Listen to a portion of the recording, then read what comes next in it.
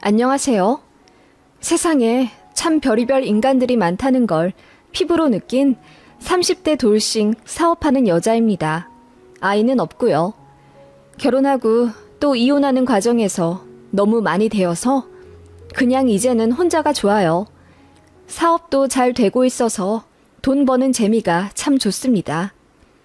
결혼 생활은 딱 1년 2개월 하고 끝냈네요. 저는 전 남편의 바람으로 이혼을 했습니다. 그리고 시어머니의 간섭과 갑질 역시 옵션으로 이혼 사유였죠. 전 남편은 회사원들이 많은 번화가 한켠에서 약국하고 있던 약사였죠. 그때 저는 전 남편이 운영하고 있던 약국 근처에서 출퇴근하던 평범한 직장인이었고, 제가 기관지가 약해 약국을 자주 갔었는데, 그러다 우연히 전 남편의 약국을 방문하게 된 거였죠. 첫 방문이 감사하다면서 비타민 약을 한아름 건네주더라고요. 그래서 이 약국 서비스 좋네 라고 생각하고 사람들에게 추천해 줬더니 다들 자기도 그 약국 갔었는데 한 번도 서비스 받은 적이 없다고 하는 거예요. 그런데 저는 그 다음 방문에도 재차 서비스를 받았고, 그때부터 이 약사가 저에게 호감이 있다는 사실을 알게 되었습니다.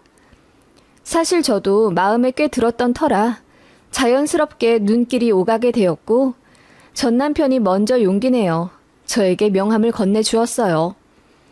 그렇게 그 주 주말에 첫 데이트를 하게 되었고, 뜨겁게 1년 정도 연애하던 사이였습니다.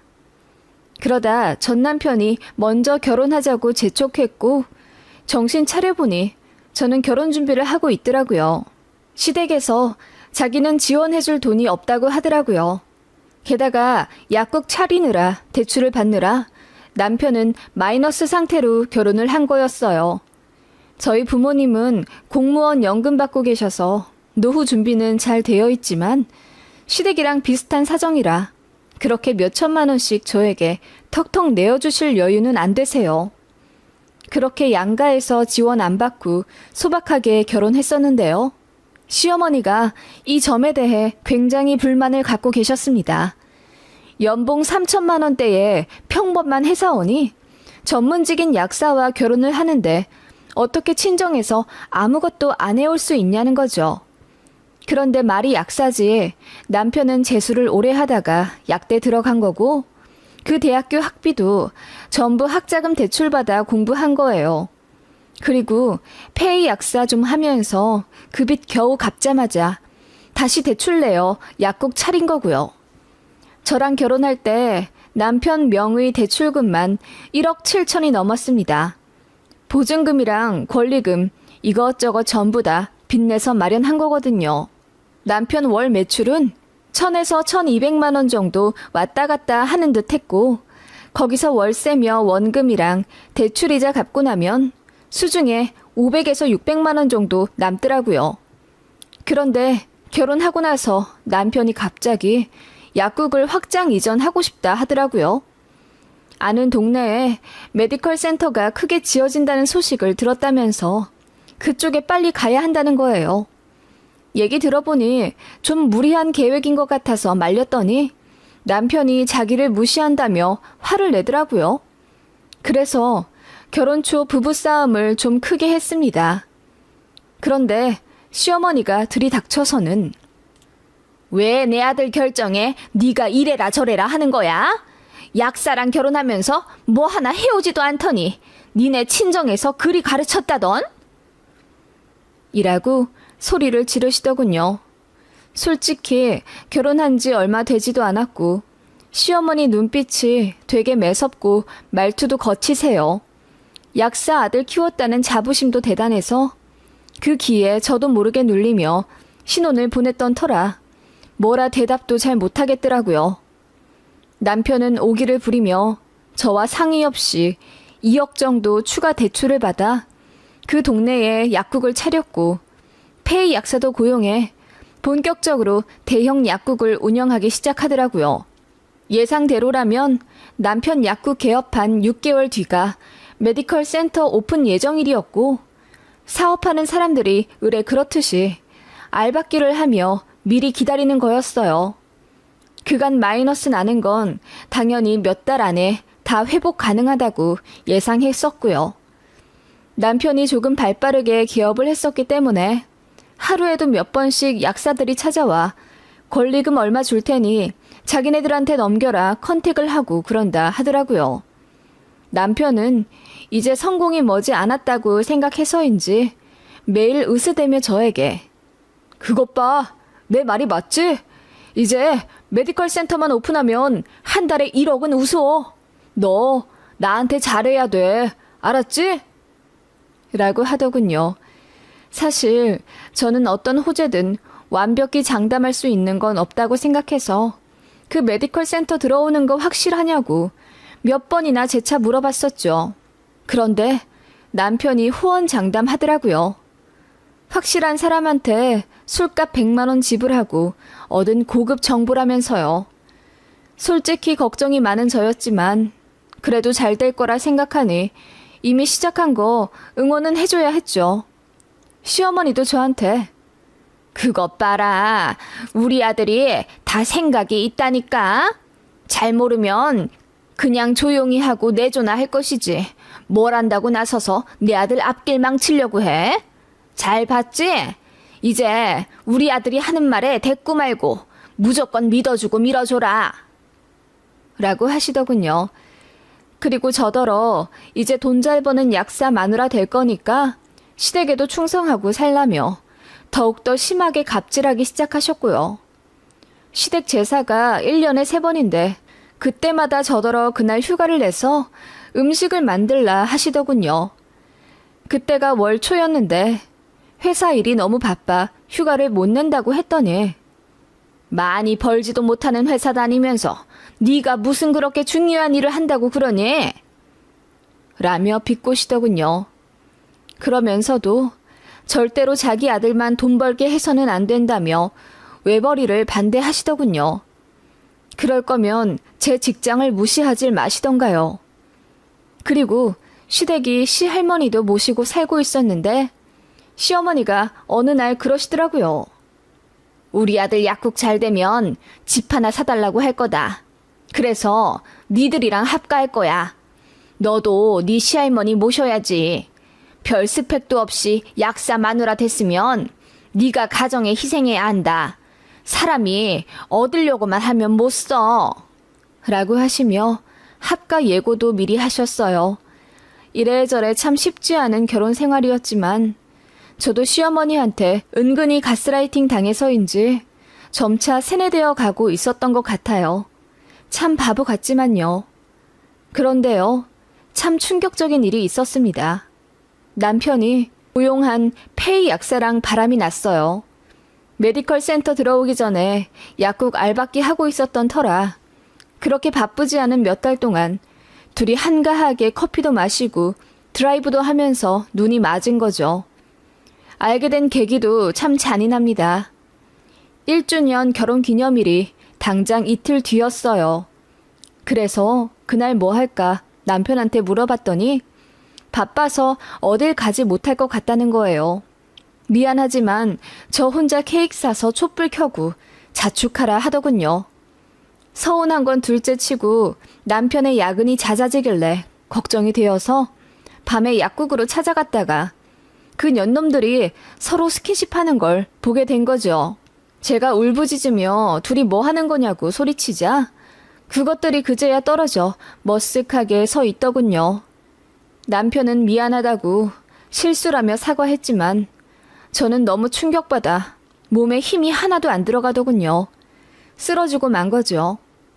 그 바람에 친정도 사실을 알게 되었고 한달음에 저희 신혼집 달려와 김서방, 자네 어떻게 결혼 1년도 안 되어 바람을 필 수가 있나? 자네가 사람이야? 라며 멱살을 잡았는데 시어머니가 나타나서는 그만하세요. 우리 아들 몸 상합니다. 우리 아들이 너무 순진했죠. 여자 직업도 안 보고 얘 좀 이쁘고 몸매 좋다는 이유로 그렇게 사랑 하나만 보고 홀랑 결혼한 거죠. 같은 전문직에 더 젊고 예쁜 여자 있으니 눈 돌아갈 법도 하지 않습니까? 차라리 난 잘 됐네요. 애도 안 들어섰는데 그냥 이혼시킵시다. 라고 하시더군요. 그 말에 친정 부모님도 충격받고 큰 상처받아 할 말을 잃으셨고 그 모습 보니 저는 더 분노할 수밖에 없었습니다. 그래서 시모 보는 앞에서 남편 싸대기를 연거푸 내려쳤더니 시어머니가 그냥 이혼을 해. 네가 뭔데 우리 귀한 아들 때리냐? 너 고소할 거야? 라고 하시더군요. 네, 고소하세요. 저도 막 고소할게요. 배우자 불륜으로 이혼하게 됐는데 저라고 참을 이유 없죠? 라고 했더니 시어머니가 불그락 푸르락 하더군요. 남편도 고개만 떨구고 있다가 하는 말이 미안, 나 그 여자 많이 사랑하게 됐어. 그래, 엄마 말대로 나도 너무 조건을 안 보고 결혼한 거지. 사람마다 어울리는 짝이 있는데 내가 너무 순진했어. 우리 이혼하고 서로 갈 길 가자. 너도 나 같은 사람한테 상처받았잖아. 다른 좋은 남자 만나. 라며 위선을 떨더라고요. 그 모습에 구역질까지 나더군요. 결혼이 장난이야? 내가 마음에 안 들었으면 처음부터 파혼을 하든가 아님 만나질 말든가. 너나 니네 엄마나 최악이다. 라고 했더니 옆에서 듣고 있던 시어머니가 돈 못 버는 직장인 주제에 그럼 엎드려 자라기라도 했어야지. 다 포기하고 너 택한 이유가 뭐겠니? 네 시댁에 자라고 우리 아들한테 자라라고 결혼시켜 놓은 거다. 네 주제를 알아. 그럼 너도 다른 집 며느리처럼 시댁 와서 시어머니 밥상 받고 사랑받고 그럴 줄 알았니? 라고 하시는데 서러워서 눈물이 막 나더라고요. 사랑까진 기대도 안 했습니다. 어머님이 처음부터 저 별로 안 좋아하신 거 알고 있었으니까요. 그래도 저 시댁 한 달에 2-3번은 꼭 갔었고 남편 없이도 종종 방문해 시할머니 말동무도 해드리고 어머님이 시키는 온갖 잡심부름 다 했네요. 그런데 회사 일 다니느라 시댁에서 오라는 거 몇 번 거절했더니 그게 그렇게 거슬리셨나 봐요. 본인 말은 절대로 거역하면 안 되는 국법인가 봅니다. 소송 걸려다가 제가 너무 머리 아플 것 같아서 그냥 최대한 조용히 깔끔하게 이혼하기로 했습니다. 그래서 서로 합의하에 집도 바로 내놨습니다. 전세로 살고 있었는데 다행히 다음 세입자가 며칠 만에 구해졌거든요. 위자료 대신 가전 가구 전부 제가 팔아버리고 전세 보증금 일부에서 2천만 원 달라고 해 그것도 받았습니다. 그 과정에서 시어머니가 또 개입해 왜 저한테 위자료를 주냐고 남편을 닥달했다네요. 그러더니 저한테 전화를 해서 너 장사하니? 그 돈을 받고 싶어? 가뜩이나 우리 아들 지금 대출 때문에 여유 없는데 그 돈을 기어이 가져가야겠어? 라고 하길래 싫으면 바람피지 말았어야죠. 이혼 소송해도 그거보단 더 받아요. 어떻게 뭐 소송해요? 빨리 이혼하라고 해서 깔끔하게 끝내는 건데 지금이라도 소송 걸어요? 라고 했더니 이혼녀 되더니 도끼만 올랐다면서 저더러 잘 먹고 잘 살 것 같아서 걱정도 안 된대요. 그래서 네, 저 잘 살 겁니다. 무조건 당신 아들보다는 잘 살 거예요. 라고 소리쳐 버렸네요. 서류 주고받아 제출을 했고 그렇게 제 결혼 생활은 1년 2개월 만에 쪽나 버렸습니다. 저는 그냥 조용히 회사 조금 더 다니다가 관뒀어요. 이혼으로 인한 후유증이 꽤 있었나 보더라고요. 공황장애가 뜬금없이 생겨 일상생활에 불편함이 생겼고 결국 회사를 다닐 수가 없게 되었어요. 그래서 부모님 댁에 들어가 요양차 지내다가 친구의 권유로 향수 만들기 클래스를 다니게 되었죠. 취미로요. 좋은 향기를 맡으면 기분도 한결 좋아질 거라는 너무나도 따뜻한 친구의 배려 덕분에 저는 그렇게 향과 친해졌고 문득 저도 사업이라는 걸 해보고 싶어졌어요. 그래서 이혼하고 수중에 남은 돈 4,500만 원을 몽땅 투자해 향수 공방을 차렸습니다. 물론 하루아침에 뚝딱 하고 차린 건 아니고 반년 정도 사전조사 열심히 해 잘 알아보고 차린 거예요. 대학 졸업하고 쭉 회사만 다니던 사람이라 저도 사업에 소질이 있나 반신반의했지만 그래도 향수라는 것이 제 인생에 운명적으로 스며들었기 때문에 이건 필시 기회라는 생각이 들었어요. 그래서 정말 열심히 공방 운영했습니다. 손님분들이 다 만족을 하시고 그러면서 자연스럽게 사업이 더 잘 되기 시작했어요. 그렇게 달에 500에서 600만 원씩 벌게 되었고 어느덧 그렇게 번 돈이 통장에 1억 정도 되더라고요. 그래서 조금 더 욕심내 향수 사업을 본격적으로 시작하게 되었네요. 저만의 브랜드가 런칭이 되던 날, 저는 부모님 손을 잡고 펑펑 울었습니다. 그날이 지금으로부터 2년 전이네요. 첫 런칭하고 한 6개월은 시장에서 반응이 없어 많이 초조했습니다. 제가 번 돈 모두 부었는데 잘 안 되면 아예 날리게 되는 거잖아요. 그래서 많이 걱정했는데 거짓말처럼 사업 시작한 지 반년이 흐르자 반응이 오기 시작했어요. 여기저기 미팅 다니면서 바이어들도 만나고 운 좋게 해외에 수출도 하게 되었습니다. 그래서 국내 화장품 가게에는 입점이 안 되었지만 홍콩과 미국에서는 제 브랜드의 향수가 유통되고 있어요.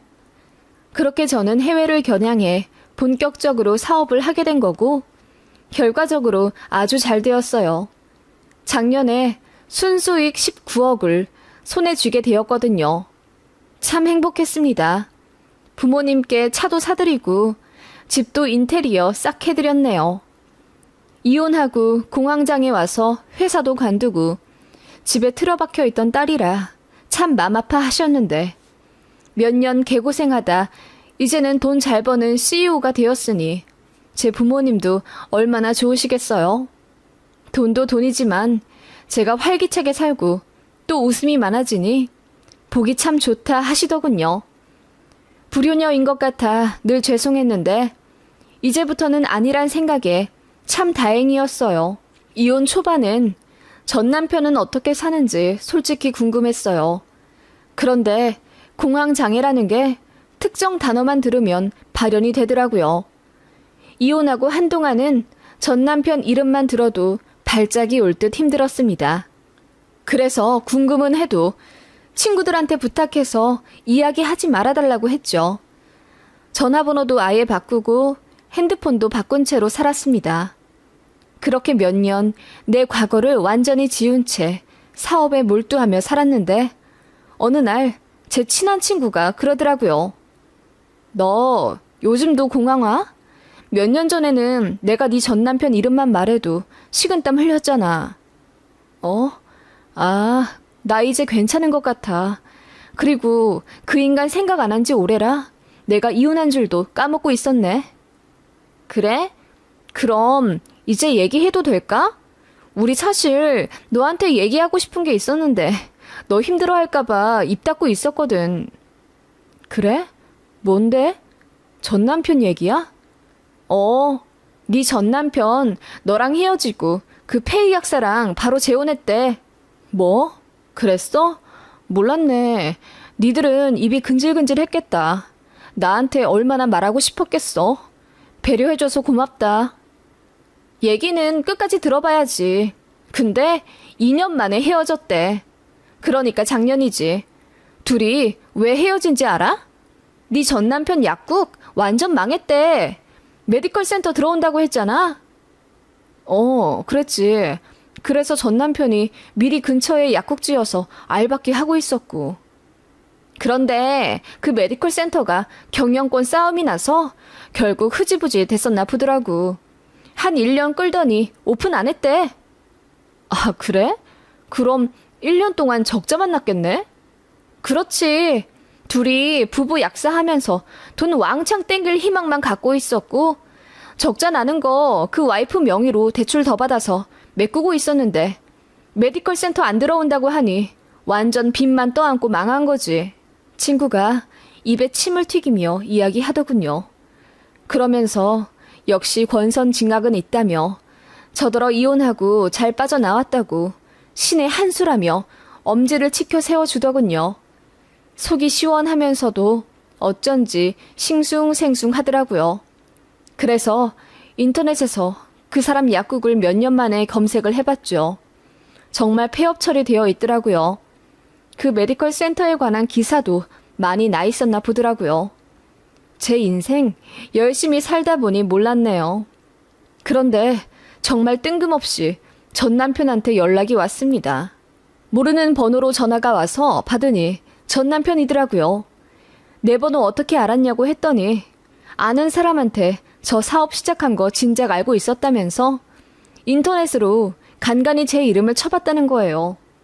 기분 들어오니 그러지 말라고 했습니다. 전화도 차단하겠다고 했더니 그 인간이 애걸복걸 빌며 나랑 커피 한 잔만 마셔주면 안 돼? 그냥 너 어떻게 지내는지 너무 궁금했어. 우리 싸운 정도 있는데 그 정도도 못해? 라고 하길래 싸운 정? 우리한테 정이 있었나? 그래서 결혼한 지 1년도 안 돼요. 바람이 난 거야? 왜? 너 작년에 이혼하고 나니 외롭고 심심해? 그래서 전 부인 생각이 나니? 아니, 전전 부인이지 나는? 지금 차례로 전화 거는 거야? 다음은 전 부인 차례? 라고 웃으며 말했더니 전 남편이 당황해하며 이혼한 거 어떻게 알았냐고 묻더군요. 알 바 아니고 나는 현생 바빠서 신경도 안 쓰인다. 그냥 오늘 날씨가 맑고 내일 비 온다는 일기예보랑 다를 바 없는 뉴스라고 했더니 전 남편이 아무 말 안 하더군요. 다신 연락하지 말라고 하고 끊었습니다. 그런데 며칠 뒤 상상도 못한 인물에게 전화가 오고 말았죠. 바로 전 시어머니였습니다.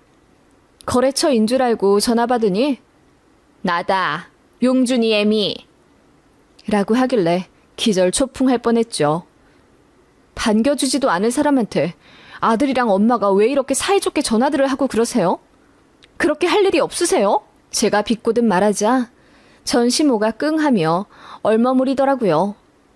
전화하지 말라고 소리치듯 외치며 끊으려는데 전 시모가 대뜸 미안하다. 내가 미안했어. 너한테 모진 소리 많이 했지? 내가 잘못했다. 너한테 많이 미안해하고 있었어. 반성도 많이 했고. 그러니까 딱 한 번만 우리 아들이랑 커피 한잔 해줄 수 없겠니? 라고 하길래 기가 차서 대꾸도 안 하고 차단해버렸습니다. 그렇게 더러운 기분으로 사무실 출근하는데 회사 앞에 웬 모르는 낡은 경차가 한 대 있더라고요.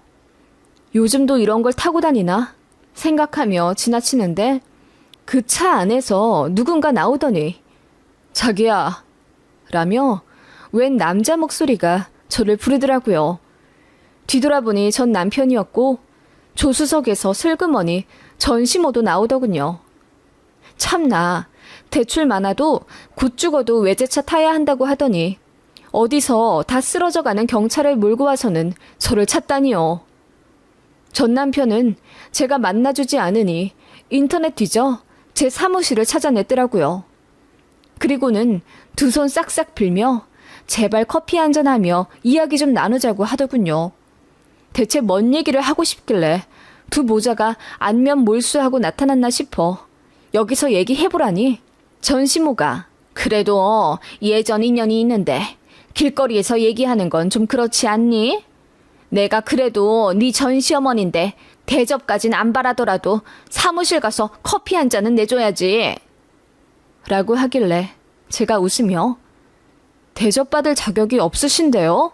가세요. 경찰 부르기 전에. 라고 했더니 기분이 상한 듯 얼굴이 불그락 푸르락 하더군요. 그 모습에 전 남편이 서둘러 전 시모를 맞고선 제발 다시 한번 재결합의 기회를 줄 수 없겠냐 하더군요. 언감생신 말도 꺼내지 말라고 했습니다. 한 번 더 연락하면 스토커로 고소한다고 했죠. 그랬더니 전 시모가 우리 아들 너도 알다시피 잘 안 됐다. 좀 가엾게 봐줄 순 없겠니? 그래 당장 다시 시작하길 바라는 건 아니야. 친구로 시작할 수 있는 거잖니? 그리고 친구란 모름지기 어려울 때 서로 돕는 거고. 라고 하길래 서울역 노숙자를 도우면 도왔지 전 남편 따위는 거들떠도 보지 않겠다고 했습니다. 그랬더니 전시모가 참다 못해 소리를 버럭 지르며 우리 아들 지금 빚만 한가득이고 이혼 2번이나 한 불쌍한 애야. 애초에 너랑 결혼하지 않았더라면, 그래서 첫 단추만 잘 끼웠더라면 내 아들 인생 이렇게 꼬이지도 않았어. 그런데 넌 뭐니? 넌 우리 아들이랑 이혼하고 이렇게 떵떵거리며 잘 살잖아. 너같이 돈도 별로 못 버는 직장인이 어떻게 하루아침에 성공한 사업가가 돼?